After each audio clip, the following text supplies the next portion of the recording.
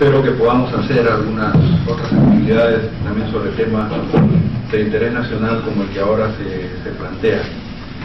En la media hora asignada, lo que he preparado, lo que he tratado de hacer es dar una visión comparativa de las estrategias de desarrollo que se han impulsado en el país, en el sentido que la estrategia primaria exportadora que rige hasta comienzos de los años 60 se agota en el país, y por eso da lugar a la sustitución de importaciones impulsada fundamentalmente durante el periodo de Velasco.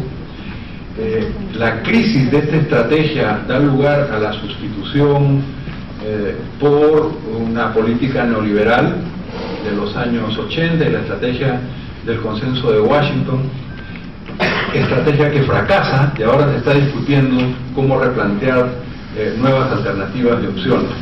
Y lo que quiero sostener es que no hay mayor diferencia entre la política primaria exportadora, que ya había fracasado en los años 60, con la que se implementó en los años 90, y con la que ahora se busca profundizar con la mal llamada política del perro al hortelano y los TLCs. Entonces voy a tratar de pasar revista a estos temas en el tiempo asignado. Aquí hay una primera discusión sobre la coexistencia de diferentes modelos, política económica y estrategias de desarrollo. La estrategia es estos lineamientos de mediano y largo plazo al cual he hecho referencia, y hay políticas de corto plazo, políticas fiscales, monetarias, de precios, que son funcionales o que hacen viable este tipo de estrategias. Entonces, ¿cuáles fueron las críticas que la sustitución de importaciones le hizo al modelo primario exportador en su momento? Y quiero recordarlas porque, en mi opinión, hay varias de estas críticas que mantienen vigentes, que siguen siendo válidas, o si uno ve textos que en su momento criticaron esta estrategia, encontrará similitudes para el periodo actual muy relevantes. En primer lugar, este enfoque decía que uno debía abrir la economía, buscar el libre comercio, y que esa competencia con el exterior iba a traer bienes buenos y baratos, y que iba a permitir que crezcan sectores eficientes que se inserten en el mundo, y que esa inserción en el mundo debía utilizar abundantemente o intensivamente el recurso que más teníamos. ¿Y qué recursos más teníamos? Recursos naturales, minerales, algunos productos agrícolas y fuerza de trabajo, mano de obra barata. Entonces, ¿en qué debía especializarse países como el Perú? En recursos, en exportaciones que usaran intensivamente estos recursos. Entonces, esa fue la idea, según la llamada ventaja comparativa que teníamos. Pero lo que hay que recordar aquí es que esa especialización se dio históricamente desde el comienzo, ¿no?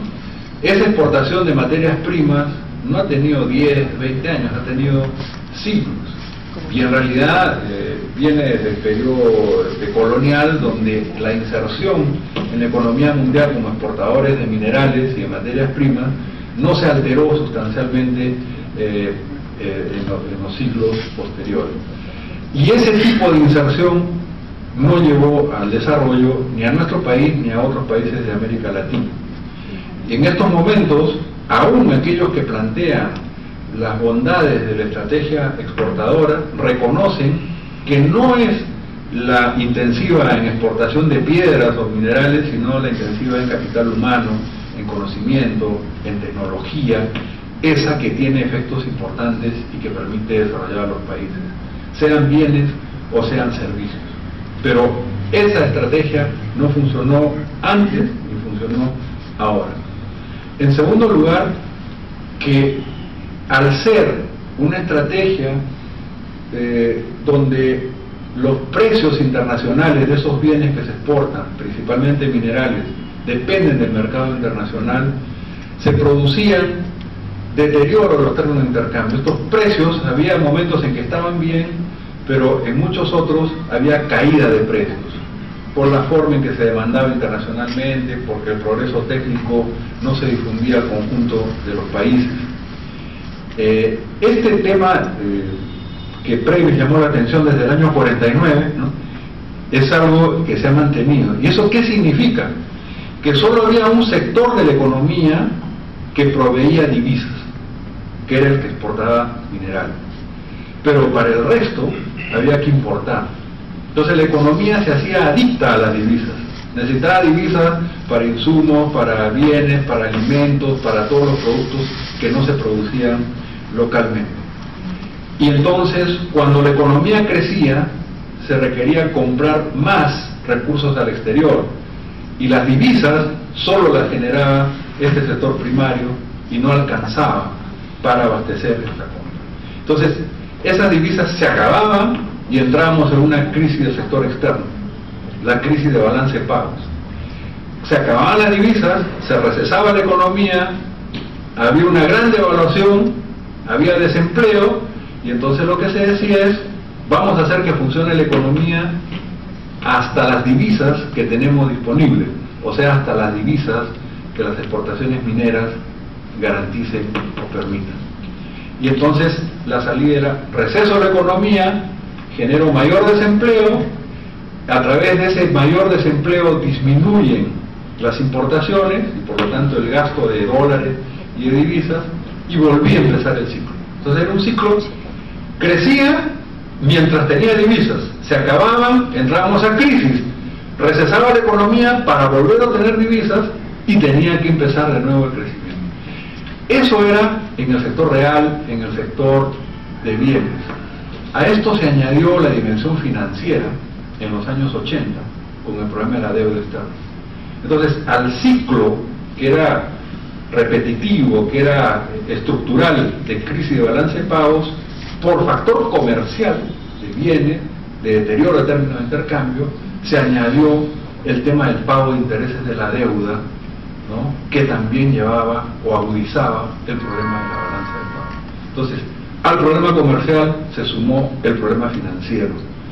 Entonces, ese modelo primario exportador tenía dos ejes que lo llevaban a la crisis sistemática en este límite externo.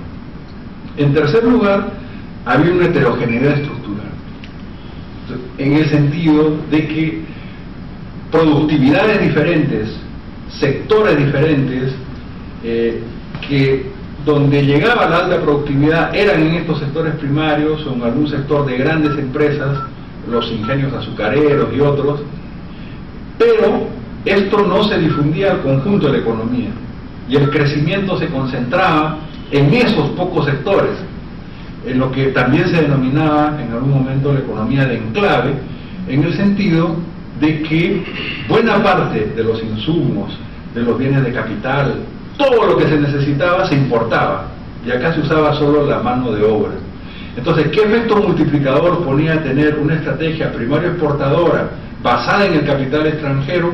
Era muy limitado. Entonces, al problema del límite externo se sumaba el hecho de que no había una difusión de ese crecimiento en la economía y era un crecimiento excluyente. Rasgos que se mantienen hasta el momento.